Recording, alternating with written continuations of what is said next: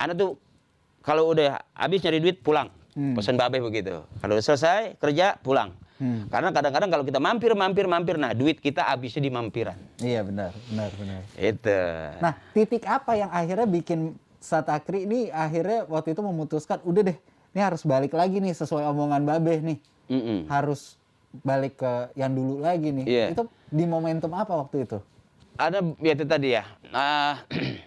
Yang membuat Ana sempat serius itu setelah lama nggak syuting, tiba-tiba senior ya Pak Haji Deddy Mizwar ngajak ke salah satu sinetron. Dan saya memerankan karakter seorang ustadz. Oke. Ya gitu Bang Sahil. Sehingga begitu eksis dan booming itu sinetron setiap bulan Ramadan, akhirnya image itu kebentuk. Ternyata Akri bisa ya. Dan Pak Haji Deddy Mizwar itu memang senior yang cerdas luar biasa. Dia bisa feelingnya tuh main gitu. Jadi kalau ngelihat orang, gue bisa jadi ini deh. Oke. Gitu. Yeah. Akhirnya terbentuk image itu bahwa Akri itu ngerti, bisa, tahu gitu kan. Oh akhirnya sekarang menjadi undangan kemana-mana untuk dakwah. Makanya tadi tuh Bang Sahil bisa panggil saya Ustadz Akri, atau ada orang yang manggil Kiai Akri, atau ada yang manggil Bang Haji Akri. Bagi saya itu bukan persoalan, itu penghormatan. Oke. Jadi kalau saya dipanggil Ustadz ya bukan permintaan saya, gitu. Silahkan saja. Nah untuk bahasa taklim silahkan saja. Jadi kalau ada tadi Yoga bilang nanti dipanggil Pak Haji atau Pak Ustadz, gitu. Bagi saya apapun boleh. Oke. Gitu kan. Karena yang paling penting adalah siapa sih orang yang paling baik itu? Ada pertanyaan begitu. Orang yang paling baik itu orang yang matinya husnul khotimah, dia meninggal dunia. Kemudian ada di surga, itu orang yang paling baik. Kalau hari ini kita masih audisi, bukan yang terbaik. Label, sebutan segala macam ya itu penghormatan aja manusia. Mau dengan bahasa al-mukarram wal muhtaram gitu. Atau dengan bahasa bapak profesor insinyur gitu kan. Dengan macam LCL macam-macam. Belum jaminan. Oke. Bisa jadi yang nggak disebut ustadz kok masuk surga. Iya benar. Kameramen segitu nyantai di surga semua. Iya kan? Akri di belakang. Oh ternyata dia bagus dong. Iya. Akri nggak dijadi-jamin ngomongnya. Walhamdulillah. Oh cakep bener dah ya. Padang pasir dah. Gitu kan. Ya deh umpamanya kan. Kayaknya lebih harapan Ustadz Akri daripada gue. Dulu kan ada pernah meranin Arab-Araban di Ngelaba. Iya. Namanya Husain. Ana bikin Wan Husain Rati Bakar. Zaman itu Ana ngelihat beberapa ya kan sahabat, teman-teman gitu kan. Wah lucu nih, menarik nih gitu kan. Jadi kalau ada bahasa gini, kalau bahasa Arabnya orang nggak pakai baju depan orang banyak apa? Gitu kan. Dengan spontan tuh ngomong afalu ta'malu. Nggak pakai baju malu dong. Iya benar. Oh ngapain juga depan orang banyak nggak pakai baju. Cuman sebetulnya itu bahasanya bukan bahasa Arab, tapi karena cara pengucapannya. Afalu ta'malu. Ya kan sebetulnya emang lu nggak malu. Itu dulu masih enak Kang. Iya. Saat kalau dulu tuh kita masih enak tuh begitu.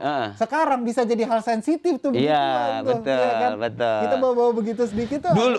Dulu karena Anda yang Anda jaga, alhamdulillah Anda juga selamat ya. Artinya apa? Anda tidak pernah melecehkan ayat atau apa. Tapi kalau sebutan atau bahasa ungkapan sama aja. Gimana kabar? Gitu kan? Hei, apa kabar? Ya kan menjadi umum. Khair, gitu kan? Ya menjadi ucapan sehari-hari, hari-hari kayak umpamanya orang burung tidak terbang, itu kan bahasa pelawak gitu ya kan. Toirun tak turun gitu kan. Itu kan bahasa ya, yang beda dengan sebuah nas. Baik itu hadis atau ayat suci. Dan Anda nggak berani untuk itu. Ada orang yang umpamanya ya bukan cerita baru lah ya, ketelepasan ngomong, sebetulnya tujuannya bercanda, tapi karena sakral di situ dan dia anggap itu sebuah lucuan gitu, itu yang berbahaya. Ya, alhamdulillah kalau memang kita sadar betul dan kita tahu bahwa itu bukan nas, itu masih bercandaan kita ya. Kayak umpamanya Abdullah khair gitu kan. Itu kan. Kayak di Arab begitu kan sering kita, dia kan akhir kalam khamsar gitu. Sebetulnya bahasa-bahasa yang bukan nas tadi. Gitu kira-kira. Ya kalau yang nggak bagus diedit aja. Gue juga takut.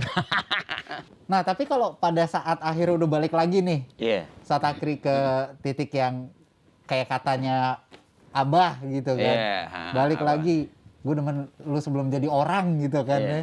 Nah itu gimana, job-job tuh akhirnya gimana sama pertemanan juga waktu itu? Ya kita tetap job tetap, berteman tetap, cuman secara pribadi kita juga nggak bisa begitu aja dong.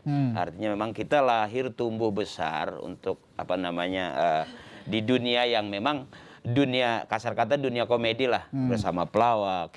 Patria tuh lahir tumbuh besar kita bertiga, walaupun ada nasihat orang tua atau apa, tetap kita jalan di rel yang boleh dibilang ya yang lurus-lurus aja deh gitu. Kalau maaf umumnya kalau ada pelawak yang lari ke dunia apa namanya dunia dakwah. Bukan, maksudnya kalau ada pelawak yang ya kan nggak sedikit juga ya pengaruh narkoba itu luar biasa kan iya. umpamanya. Tapi kita nggak mencoba itu, nggak pernah mau gitu loh. Walaupun dengan kayak maaf tanda kutip, bukan soal suci, karena buat anak itu mahal, buat anak itu susah gitu kan. Anak nggak pernah ya istilah kata yang terlalu susah-susah gitu. Yang gampang-gampang aja deh. Bokap ngajarin gitu. Lu makan, nyari sayur nggak ada sayur, jangan nangis. Itu air termos anget. Guyurin ke nasi kasih garam, itu sayur. Bokap tuh. Iya. Jadi jangan mana cari sayur, jangan marah-marah gitu kan. Kasihan ibu gitu kan. Udah dimasakin, makan udah ukuran enak, nyari-nyari sayur nggak mau makan. Babe ngomel gitu. Sayur yang kagak lu cari, kata dia kan. Yang ada makan. Pengen sayur tuh air termos anget, guyurin ke nasi, kasih garam, aduk, itu sayur. Sayur bening. Sampai saking beningnya ditaruh ikan cupang, hidup dia. Jadi didikan orang tua tuh sederhana. Makanya sekalipun Anda masuk ke dunia selebriti, Anda nggak bisa jadi selebriti yang maaf ya, yang notabene wah lah gitu. Nggak bisa Anda. Tetap Ustadz Akri yang ya beginilah gitu ya. Ginilah gitu ya. Walaupun dipaksa kayak apa, umpamanya Akri bukan Eko bukan Akri. Gitu kan, ada maziyahnya, ada kelebihannya masing-masing gitu loh. Akri bukan Parto juga bukan Akri gitu kan. Tapi begitu kumpul menjadi sebuah patrio, kita tahu kemana Parto mau jalan, kemana Eko mau jalan. Untuk sebuah lucuan ketemu endingernya gitu. Iya, benar. Jadi asiknya kita begitu. Berarti emang proses ibaratnya balik lagi ke titik awal. Betul. Itu pada saat di titik menjadi peran Ustadz itu tuh. Betul. Dan karakter itu emang cocok dengan aneh. Ente boleh ngeliat muka aneh, tapi jangan lama-lama ya. Itu maksudnya emang nggak cocok di setting untuk memerankan orang kaya yang keluar turun mobil mewah, gitu kan? Tapi begitu dikasih pacul, ditaruh di bawah pohon pisang, itu lebih pas. Karena karakter Anda memang begitu. Anda bukan lahir, tumbuh, berkembang, dewasa, besar, bukan di kalangan orang-orang yang maaf apa, sebuah rumah mewah, enggak. Yang berada gitu. Iya, Anda ya lahir ya maaf, Jakarta sebelum jadi kota lah, kasar kata gitu. Kita masih ada rawa-rawa gitu, masih ada ya makanya kangen lah dengan masa-masa kecil kita dulu gitu. Tapi berarti si peran Ustadz tadi, Ustadz Ferry ya kalau nggak salah. Itu ke bawah sampai ke dunia nyatanya dong, karena memang udah kesehariannya begitu kan. Dan dulu orang program sendiri nggak mau loh kalau peran Ustadz Ferry itu Akri Patrio. Boleh tanya Pak Haji. Dia pengennya Ustadz ya Ustadz gitu. Apa kata Pak Haji Deddy Mizwar? Haji Akri bisa. Kasih satu episode dulu. Kita ngobrol, kata dia gitu. Dia mau jadi pelawak, emang dia mau ngelucu, emang dia pelawak. Dia mau jadi Ustadz, gue tahu kemampuannya. Pak Haji sendiri yang cerita.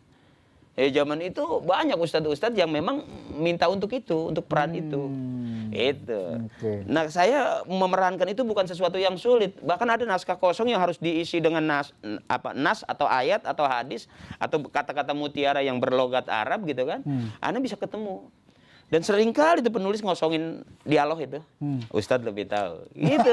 Akhirnya anak ngebet muku gitu. Itu yang bikin mahal kontraknya. Jadi bukan syutingnya, nyari materinya. Karena dialognya kosong. Iya, dialognya kosong. Dan karena memang kita kebetulan dulu yang namanya ngaji ya. Kita maaf, dari ibtidaiyah, sanawiyah, aliyah. Sampai kita ke Balai Rombeng, kita mondok gitu. Bukan bertembokan bergerbang yang mewah gitu. Walaupun kita ngaji kuping, kasar kata. Ini masih ada isian-isian orang tua. Iya. Gitu. Di memori kita itu pada saat kita ngobrol itu ke bawah lagi gitu. Iya, benar. Itu. Sama kita mau jadi ustadz, 75% saya ceramah, tetap saya ngelawak. Gitu, karena saya bukan keluaran MUI yang harus mengeluarkan fatwa. Gitu kan. Halal haram itu bukan tugas saya, gitu kan. Tapi sekarang fenomenanya itu kan banyak banget nih pelawak yang akhirnya hijrah jadi pendakwah gitu kan. Iya, nggak apa. Nah, itu gimana menurut Ustadz Akri?